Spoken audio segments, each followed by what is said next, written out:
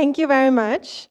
Before I start, I would also like to thank the National Taiwan Normal University and the Taipei City Government and everyone else who was involved in organizing this event for inviting me and for getting me over here all the way from the United Kingdom.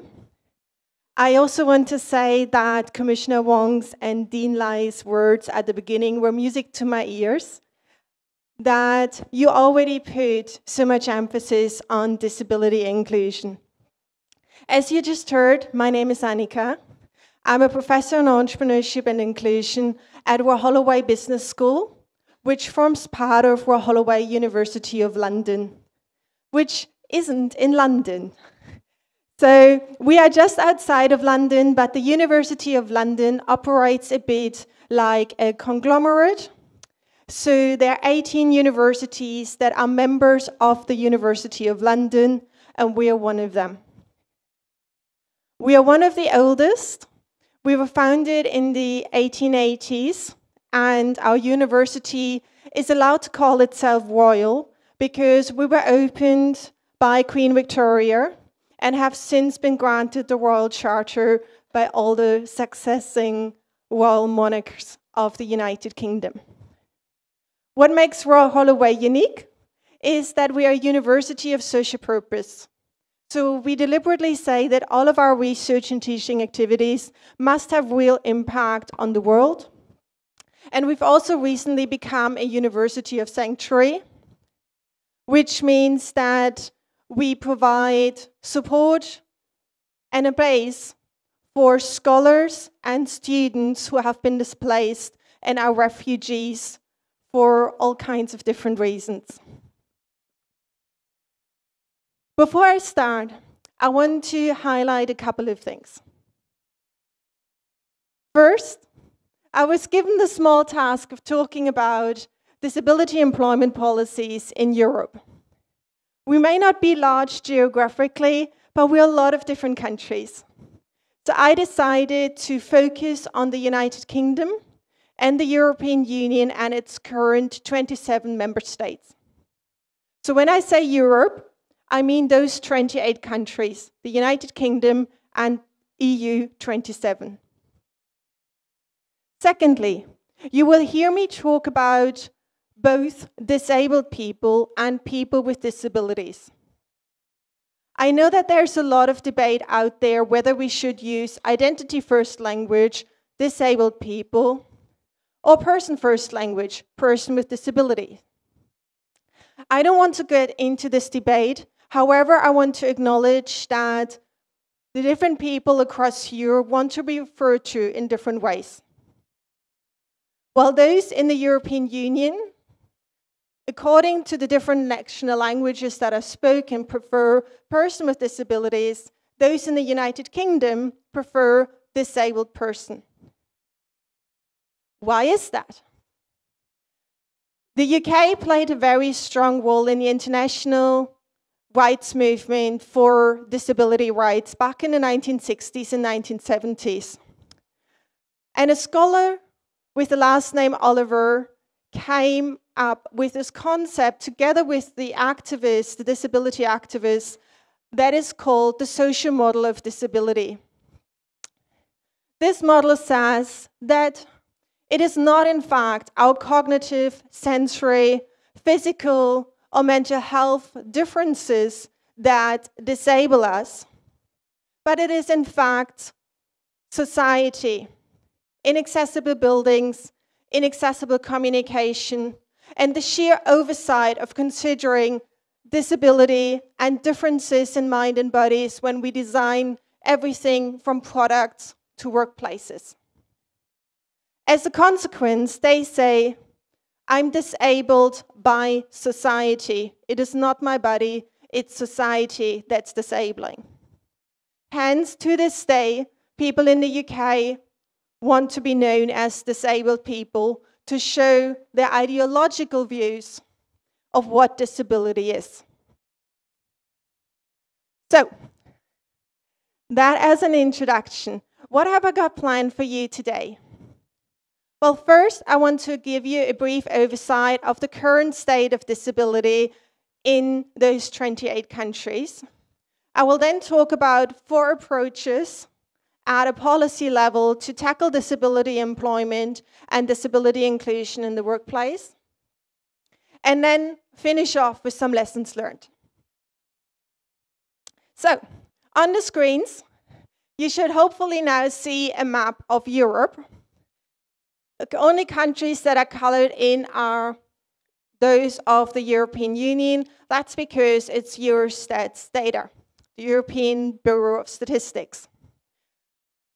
The figure shows you the disability employment gap. Disability employment gap is the difference between the employment rate of those without disability and those with disability. In the chart, the darker the color, the bigger the gap. I picked out a couple of countries. For instance, if we start with Czechia, formerly known as the Czech Republic, that has a disability employment gap of 21.7%. Germany, my home country, has 22%. Ireland currently has a disability employment gap of 38.2%, and Romania has the largest within the EU at 44.8%. The average across the European Union is 24%, and the UK currently sits at 28%. What does this tell us? Well, on the one hand, it tells us we have made progress, but it also tells us we have a long way to go, and that despite a lot of efforts, we still haven't closed the gap in the ability to get work for those who live with a disability. However, we also have to be cautious when interpreting this data, because even though all of this data refers to disability, what is meant by disability isn't the same across those 28 countries. Which medical condition, which differences in bodies and minds are considered disability still varies a lot across the European Union and the United Kingdom. For instance, ADHD, so attention deficit hyperactivity disorder, a very well-known form of neurodivergence, is not recognized as a disability in all member states. What makes it even more complicated is that in some member states, certain conditions may be recognized as disability in one state or province, but not in another. So that's the first thing we have to bear in mind when looking at these colorful graphs somewhere around here. The other thing we have to bear in mind is that those are national averages. And the reality for the individual might be very different. If we look at Ireland again, the average is 38.2. But if we look at a subgroup of those who are considered more severely disabled, then the number goes up to 63%. So where the difference in employment rate between those who have a disability and those who do not is 63%. We can further look at the data by biological sex. I say it like this because this is not about gender identity. This is about biology. The diagonally orange ones are the totals. The vertically green ones are for males, and the blue ones are for males, and the dotted green ones are for women. One thing that you can see is that the disability employment gap is lower for women, for females. What does this say? It doesn't say that those who are female and have a disability have it either in the job market. It actually says the opposite, even though it's smaller. Why is that? That's because the employment rate of women overall in Europe is lower than that of men. So the comparison number is just a lot lower. Why do we have that? One of the reasons is economic inactivity. Economic inactivity is defined as individuals who do not work and are also currently not seeking work. For the UK, this is 15.3% for non-disabled and 43% for disabled people. And there's lots playing into that. One of the gender-related issues we've already seen has to do with sometimes still traditional care relationships in families. Women still bear the majority of childcare and other care-related activities across Europe. In the previous slide, you saw that the employment gap is biggest in Ireland by gender. Ireland is a very Catholic, not a very Irish country, a very Catholic country, and therefore family structures tend to be even more traditional. That means we have a lot of stay-at-home mothers and who fall into this category of economic inactivity because they're not working, but they're also not seeking employment. But why else is the difference so much bigger between non-disabled and disabled ones? Well, one of the other things we see is that it is a lot harder to get disabled men who had a very successful professional career and then became disabled into employment. Research has shown that men are less likely to downgrade. So if we take a man who, let's say, has managed a very big hedge fund in a big bank, becomes disabled and may no longer be able to perform this job, or at least not full-time. Men are less likely to then be okay with working part-time, becoming an assistant manager of a hedge fund, rather than the leader, or maybe having to change away from hedge fund management overall. Women, however, are more likely to accept downgrading, accept underemployment, and accept part-time work. Underemployment is referred to as those individuals who have jobs but who work at lower hours than they want or could, and who work at grades, levels that are a lot lower than their qualification. For instance, in one of my research projects, I have known a woman who was an executive level manager, very senior, in one of the big 4 professional service companies in the UK. She had a stroke, became paralyzed, had 3 years of rehabilitation, and was ready to re-enter the workforce. 1,000 applications, and 10 years later, she managed to find a job as a graduate entry level, where everyone else was in their early 20s and was very astounded about the wealth of knowledge she had. Of course she did, because before she had her stroke, she was their boss's boss's boss. But she could not get a job at the level she was qualified for, simply because the left side of her body wasn't functioning perfectly.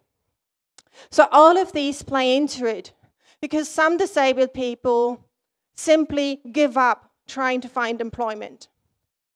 Because is it really okay that another of my participants was 31 when she managed to get her first job? And it wasn't full-time, it was 5 hours as an accounting assistant. So others, as I said, simply gave up. So what is Europe trying to do about this? Well, there are lots of different regulations and laws that underpin disability employment policies in Europe. All member states of the European Union and the United Kingdom have ratified the United Nations Conventions on the Rights of Persons with Disabilities. So those underpin at a supernatural level what we do. In the UK specifically, it is the UK Equality Act 2010. It lists 9 protected characteristics for which it is illegal to be discriminated against. One of those is disability. and it includes mental health. It also states that employers have to provide reasonable adjustments, the UK language for reasonable accommodations. And it also states that everything needs to be done to design an organization as inclusively as possible. In the EU, the landscape is a bit more diverse. The EU as a whole has the Equal Employment Directive, which makes it clear that discriminating against persons with disability on the grounds of their disability is illegal, and that all 27 member states have to follow that. They also now have the EU Strategy for Persons with Disabilities 2021 to 2030 that further pushes what the EU wants to see in terms of disability employment policies. And that has 6 elements to it. The first one is asking member states to strengthen their public employment services. Public employment services are those job centers, job agencies, run by the government or on behalf of the government. It further asks, as a second directive, to consider lifelong guidance, to see the life trajectory of the person with disability. Because if we already have excluding school systems, inaccessible school systems, we have fewer graduates with disabilities that can enter the job market. We also have to consider that, of course, people become disabled over the lifetime, or their conditions might become worse, or they might get additional things to what they had from childhood. The other aspect is affirmative action, the third pillar. This is quite different to what the US Americans refer to as affirmative action. What the EU means is raising awareness and changing the views on disability in the public. The EU has recognized that disability employment will stay low, while the stigma for disability is high. If people believe that those with disabilities are less capable, less reliable, something to people to feel uncomfortable around, or simply have no contact with. Therefore, they aim to use media, social media, and a lot of awareness campaigns to change the perspective on disability in the general public and, of course, in employing organizations. The fourth element are then reasonable accommodations, so ensuring that every person with disability has access to them. The EU specifically focuses on assistive technology and trying to ensure that assistive technology becomes more widely available, cheaper, and more effective. The next bit is vocational training. That's the fifth area they're pushing the member states to work on, to make sure that vocational training is as accessible and inclusive to all disabilities, and also enables a diverse range of jobs. Because historically speaking, a lot of European countries have narrowed down the job options for those with disability. For instance, for my community as a blind person, for many, many years, options would have been becoming massage therapist or running the telephone central line in an organization. Those were the only 2 job options. So to widen vocational training to give people more opportunities in the jobs they want to do. And finally, the 6th directive is to consider the quality and the fairness of employment. Many persons with disabilities historically and in some areas of Europe still today do not have a good quality of work. They may also be working at wages way below minimum wage, making it impossible for them to have independent living.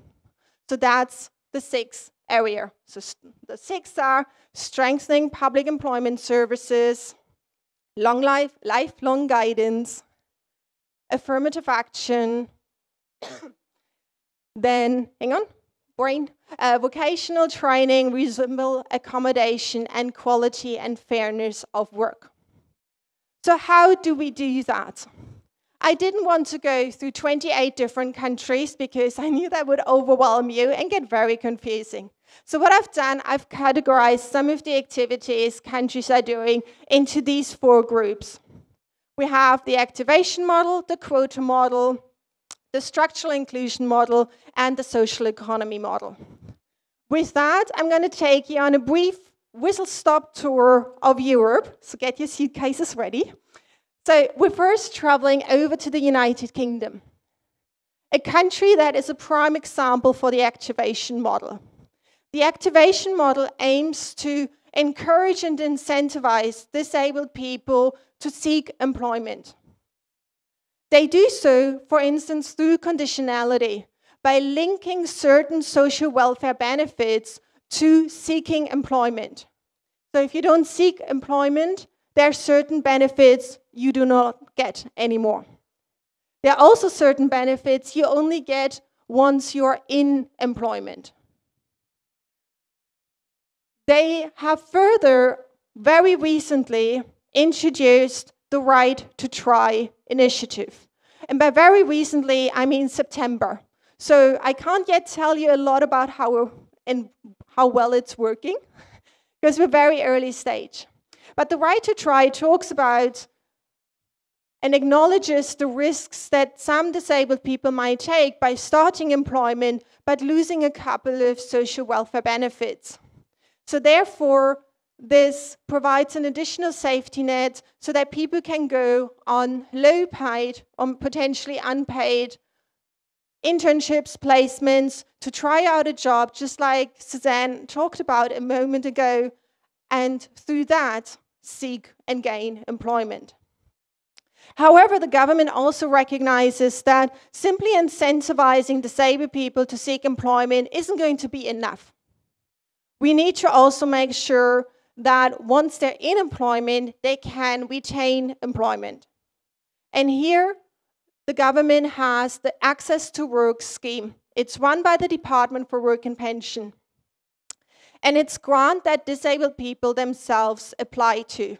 So this money doesn't go to the employing organization, it goes to the person who wants to work and is in work.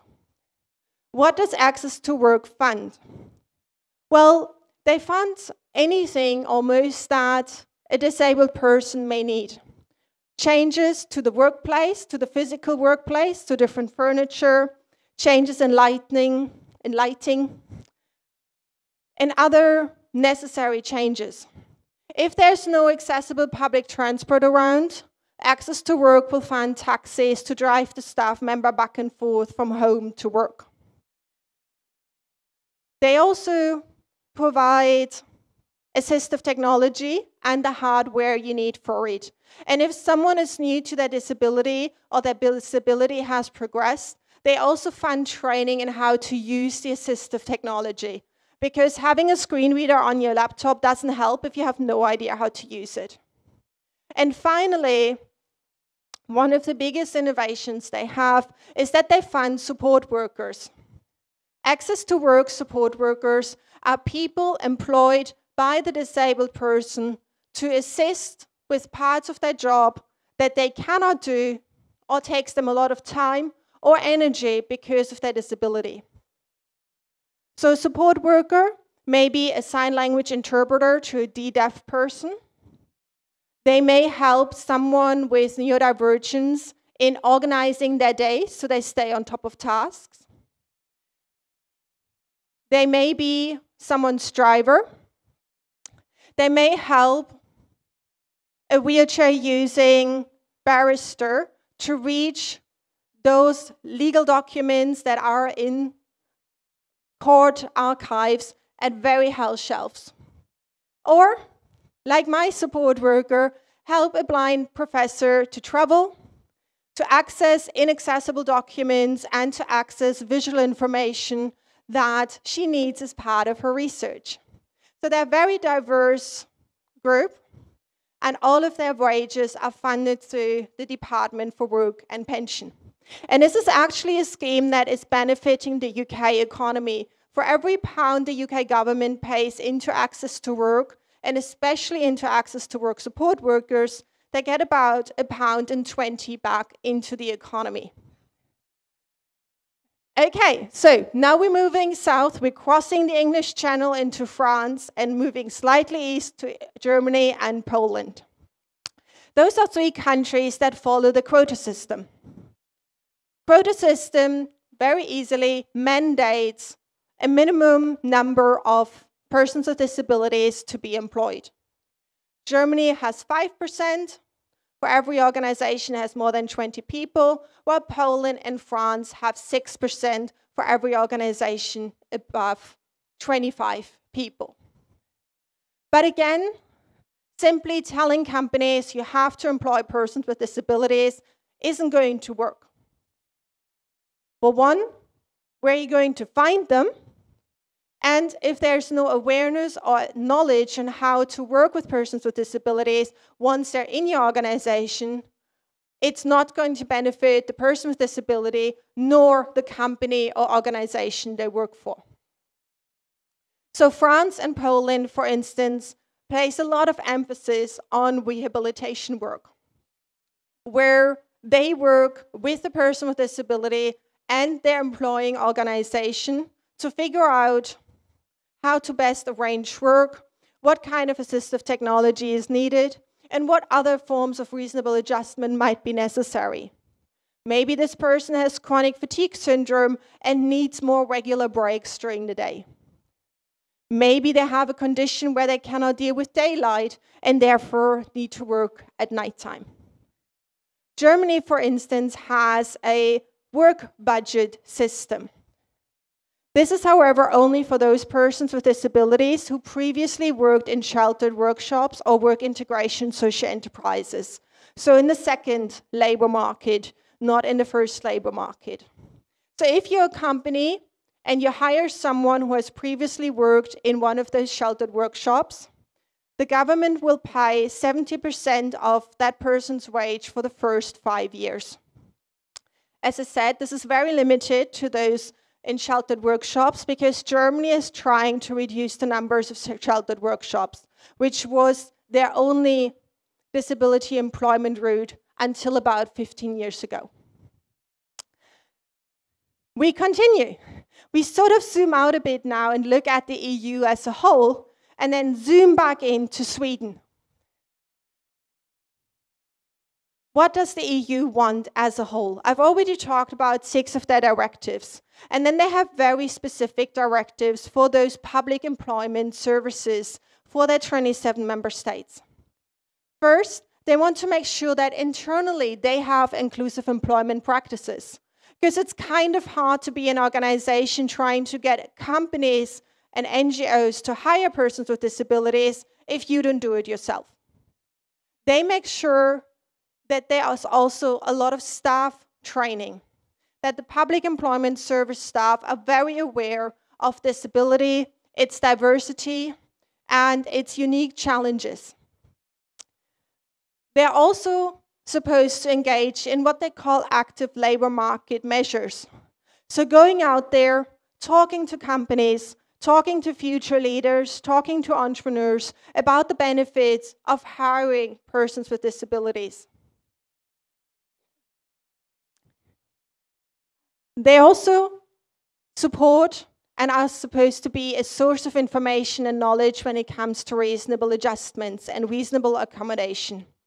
Outreach is, again, going into schools, going into universities, going out into the community to raise awareness about disability and reduce that felt distance and separation between those with and those without disability.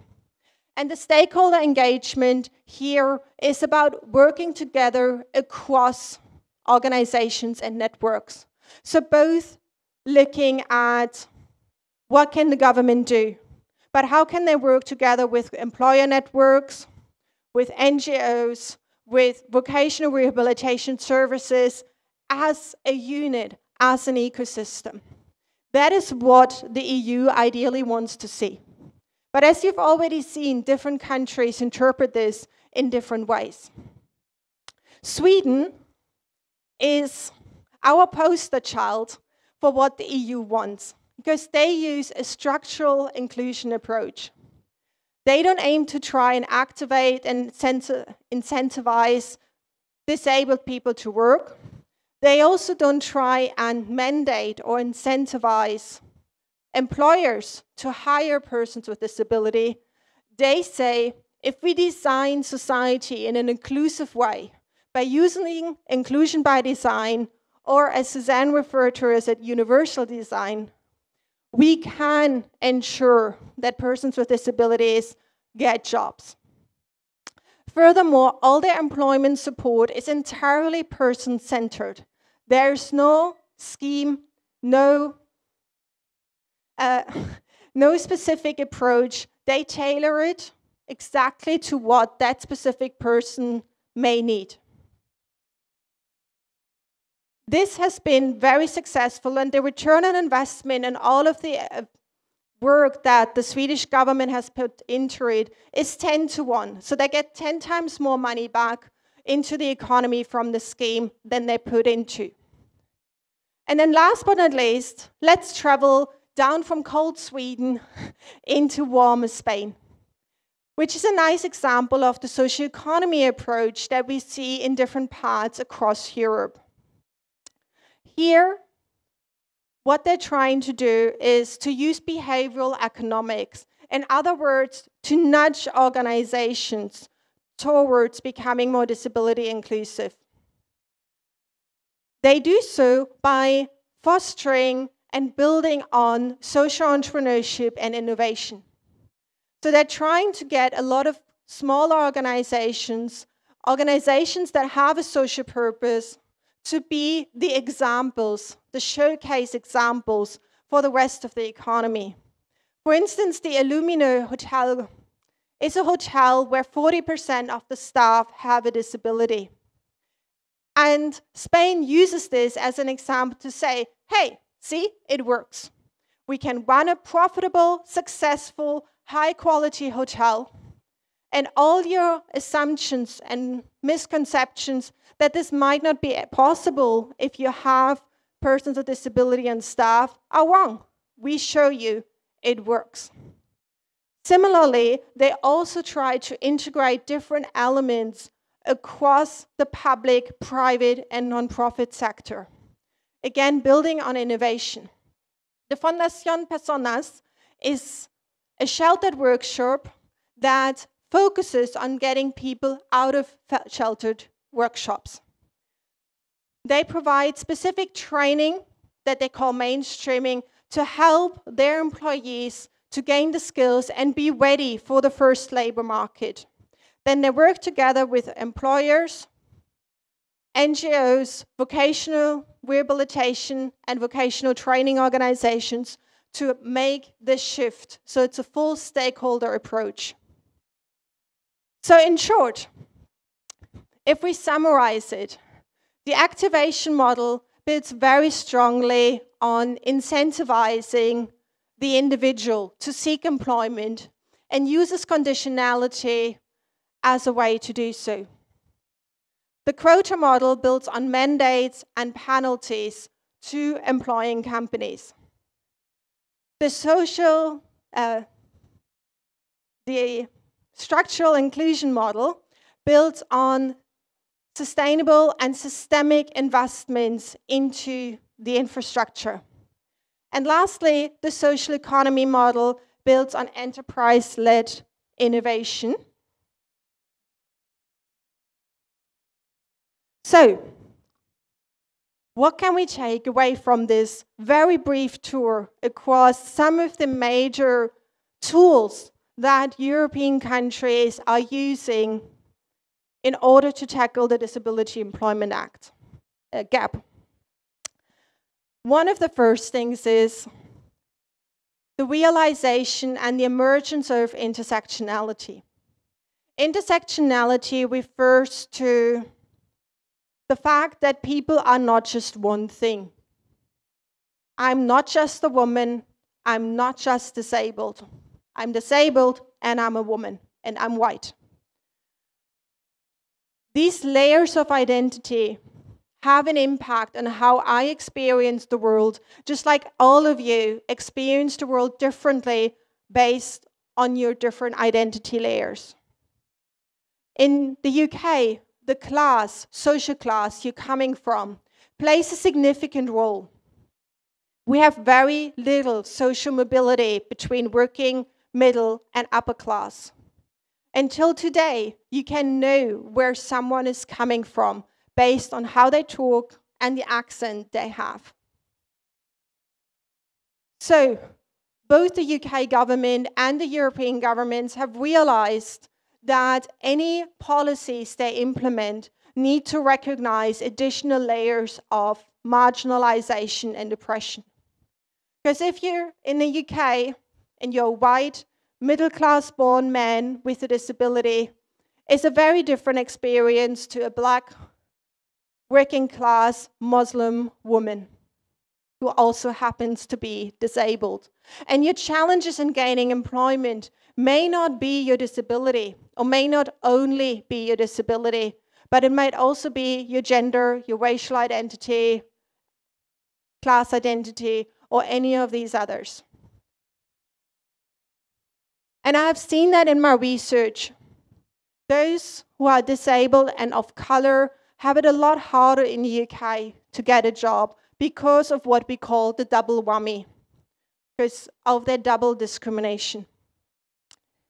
Secondly, there's an increasing awareness and shift to recognize the diversity of disabilities and the need to tackle disability in different ways. Because the reality of a job seeker and a disabled worker is very different depending on their disability. The UK employment rate for disabled people sits at around 55%. But that doesn't tell you the entire story, because that's an average. When I talk about this, I often like to use myself or my community as an example. So, as I said, UK as a whole, employment rate of 16 to 65-year-old disabled people is 55%. If we now narrow this down to those with a visual impairment of any type, it goes down to 27%. If we break it down further to my sub-community within the sight loss community, to those that in the UK are referred to as severely sight impaired / registered blind, the employment rate goes down to 10%. And if we go down even further and look at the subgroup who, like me, lost the majority of their sight in childhood, we don't actually have an employment rate anymore. Because for those who lost a significant part of their sight in childhood or at birth, and as an adult are severely sight impaired or registered blind, 90% of us do not work for more than 6 months in their entire adult life. So, in other words, I'm a statistically anomaly. The fact that I've been working for many years actually skews that data. And what I'm trying to say with that is that looking at the overarching figures doesn't tell the whole story. In the UK, the disabled people who are hardest to place and who find it hardest to find jobs are autistic people and blind people. Because a recent survey, for instance, by a large sight loss charity in the UK showed that over 80% of companies still would not consider hiring a blind person because they don't see how it could be possible, how a blind person can perform the job. And this really shows us again lack of awareness, lack of knowledge. So for us in Europe, we're now trying very hard to understand how we can best support people with different disabilities into jobs. And this is done by governments, but also by a lot of charities. For instance, in the UK, the Royal National Institute for the Blind, the RNIB, has a whole initiative now where they have an accreditation for companies to show that they are, how they call it, an employer who sees things differently. So an employer who is aware and willing and able to hire those with sight loss. And then finally, we have to consider cultural differences. I've just talked about 28 different countries with different histories and many subcultures. That has a huge impact.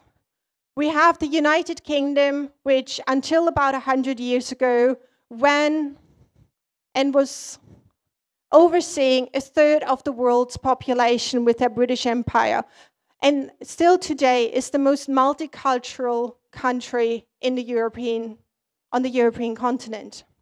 We have our Eastern European members who are post-socialist countries, which again gives a very unique twist to disability. Why is that? It's because all of the different cultures, historic backgrounds that all these different countries have gone through impact on how people see disability in the figurative and literal sense. In Eastern Europe, as well as in Germany and other countries, for the majority of the 20th century, persons with disability lived in segregated organizations. They went to different schools, they worked in different workplaces, so the non-disabled people literally had no interaction with them unless they were family members. And even then, they may not have seen them because they went to boarding schools and then worked in workplaces where they also lived. It has a huge impact on culture, on how disability is portrayed in the media, on social media, what the awareness is. To give you an example, as I mentioned before, I'm from Germany. Specifically, I'm from East Germany. So I was born in the former socialist nation of East Germany. And there, the language was very different. My grandma, after 2 diagnoses and 2 rounds of cancer treatment, got a disability identity card. But the language that was used was not disability, it was severely damaged. The same words that we use in German to talk about objects that are broken. And this is not 50, 60 years ago. This is about 30-odd years ago. The language has changed since, but it has a lasting effect. And whenever we try to engage with disability employment, we need to be aware what the cultural, public, and social stigmas are that are linked to disability as a whole, but also to specific disabilities. Whether people were sent away to live in institutions, whether there were misunderstandings, what are public perceptions of ability for those who live with them? And what can we learn from this diversity of policy implications and approaches that we see across Europe? Well, one of the things is that it's a good idea to combine activation models, so where we look at encouraging those with disabilities to seek employment with structural inclusion models. Because how can we ask someone to seek employment if there's no accessible transport and they can't get to work?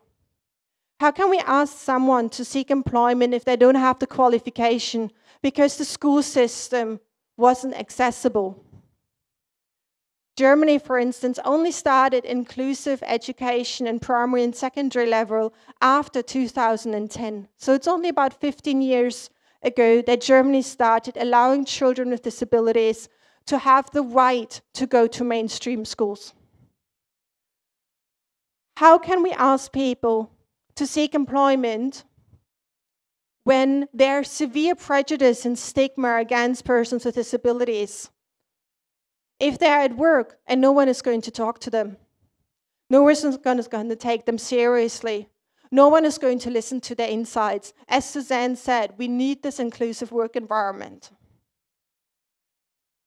And we need to have that system around, from school to transport to how buildings work. And in Europe, that's not easy because we have a lot of very old stuff. In the UK, our underground is nearing its 150th birthday. When we built our metro system, it was still pulled by steam trains. So back then, no one thought about lifts, easy to reach platforms. So dealing with that very old infrastructure in Europe is a challenge. What else do we need?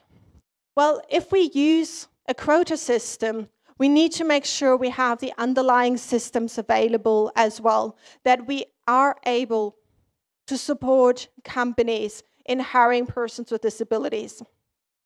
The rehabilitation, vocational training, and other support mechanisms to support reasonable adjustments and accommodation. As I said, we need that inclusive infrastructure.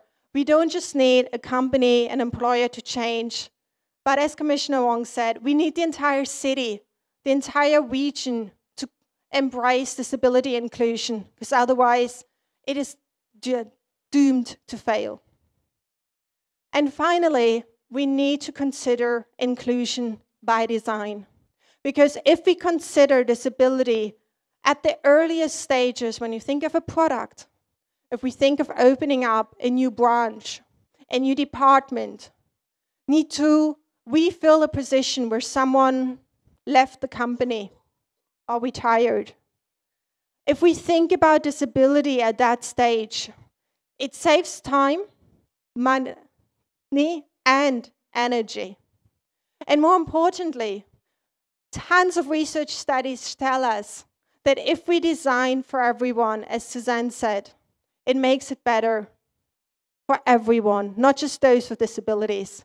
Whether those are cut curbs that make it easier for wheelchair users, but also parents who are pushing prams, people pushing bikes. Or just think of all the products that were designed for and by persons with disabilities that the majority of you will be using. Electric toothbrushes, text messages, and audiobooks were designed for the disability community, with the disability community.